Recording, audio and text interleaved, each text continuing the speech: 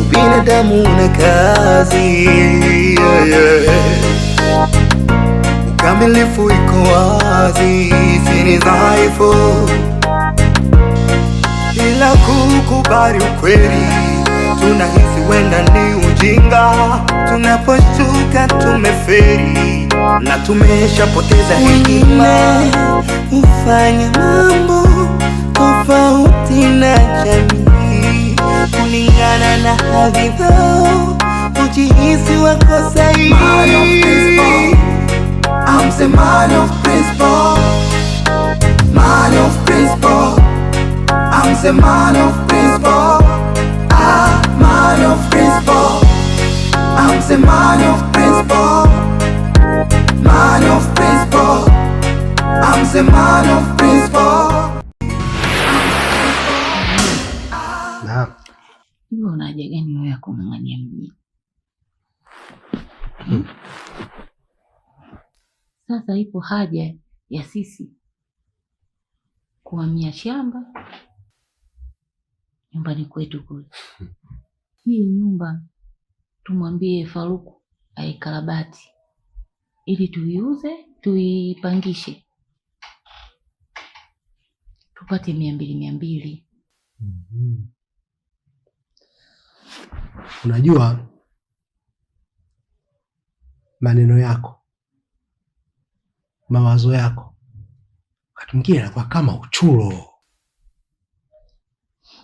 hivi. Kweli yoyote kuogopa gharama tu za kusafirishwa kwenda kijijini eh?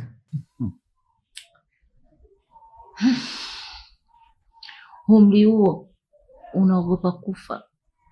Unafanya nini hapa duniani? Siogopi kufa. Wewe hapo ulipo na umri huo anakujia malaika, Bimzwame, una miaka 100 ya kuishi hapa duniani. Ikiisha tu ile miaka 100 kufikia tarehe kama ya leo unakufa. Ushajua tarehe yako, mwaka wako na siku yako ya kufa. Basi wewe unaanza kulia leo wakati hata mwezi mmoja hujafikia. Kwa sababu gani? Dunia tamu. Hakuna kitu kizuri kama kuishi. Hivyo. Na unapozungumzia kuishi hapa mjini, angalia wale wale wenzio waliozaliwa nao, yani mwaka mmoja sasa hivi, wengine wanaendelea mikongojo, wengine yani wengine wamekufa kwa uzee, lakini umri wao wengine wadogo kwako. Tangulia. Mimi bado. Nikwambia uondoke duniani. Nimekwambia tuhamie kijijini. Bado uko kijijini. Tangulia wewe, uepushe gharama. Mimi nitakuja. Huyo Fatuma mmefikia wapi na kaka yake? Afadhali kama umeniuliza la maana. Ngoja, huyu anapiga.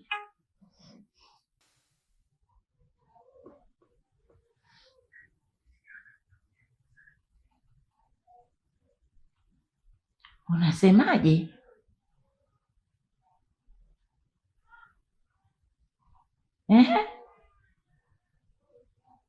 Ai. Yaani huyu mtoto mimi hata anitendei haki. Anitendei haki kabisa. Yaani hivyo ndio alivyokuambia.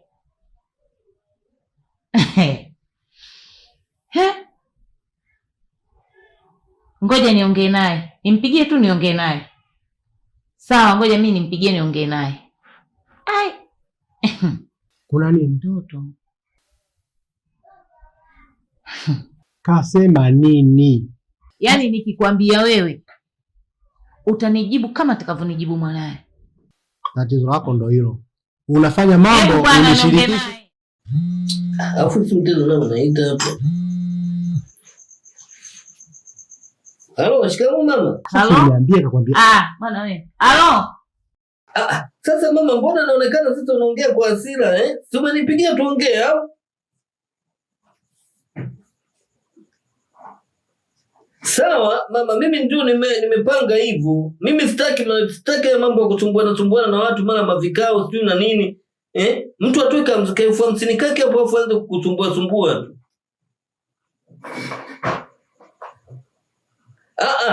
Mama, wewe yuko Tariki huyu. Tariki naweza kafika muda wake naye anaoa basi. Na wewe ukachangisha hizo pesa sawa, lakini mimi kwangu bwana naona nikupotezeana muda huko na kuleteana mambo ya kinafiki ambayo hana sababu. Tutoe hapa tuanze kujadhana tukema vikao ambayo hana sababu. Tunapoteza muda na tunapoteza pesa. Mimi hapana bwana mama, mimi ndio maana nimeamua tu. Mimi nataka bwana harusi tunafanya tu hiyo shughuli yetu tunamaliza, kila mtu anaendelea na shughuli zake. Sasa mbona unaongea kwa ukali mama, naona kama unataka kunipa laana tena. Eti mama. Tutaongea basi vizuri hapa. Kuna jamaa niko ofisini hapa naongea nao. Nafikiri nitakupigia baadaye basi tutaongea. Usiwe mkali sana bwana. Sawa. Asante mama. Ndio, alafu unajua muda wote tumekaa hapa. Kuna hii inaitwa cappuccino. Coffee. Pia niletea rafiki yangu mmoja kutoka Ujerumani. A man of the richest man in Germany. Anaitwa Duncan Campbell. Mtu hatari sana huyo. Anaupiga mwingi ule ujue. Sema ndio hivyo. Sasa tupate basi hii. Hii inaitwa cappuccino. Unaona? Bosi unataka kumtajika sasa. Sasa mambo mengine bwana kuhusu kwangu bwana. Sawa. Wewe nimekupa kazi ile pale hujamaliza mpaka sasa hivi manadisi unazoniletea, mara si shangazi yako alitisha huko, alikufa sijui wapi huko Limamu sijui. Alikufa sijui nini, baada ya kunikabidhi kazi yangu kwa tarehe. Au sasa hivi unaanza kuniuliza tena mambo yangu. Wao mengine hayakuhusu bwana. Tuzungumze vitu vingine, si ndio? Sawa. Okay. Ukisema na mradi ambao mchangano wake ndio nimekupa ambao ndio unafuata. Nilikuwa na changamoto moja bosi wangu. Nikaona mtu wa kunisaidia ni wewe. Mimi natarajia kwa hivi karibuni bosi wangu. Na mpenzi wangu, mchumba wangu yupo chuo pale anasoma. Sasa anapokuwa na shida ndogo ndogo mimi ndio huwa namsaidia. Mfano ada, vitu kama hivyo. Lakini safari bwana nimekwama. Ana uhitaji wa ada. Na kiasi chenye ambacho kinahitaji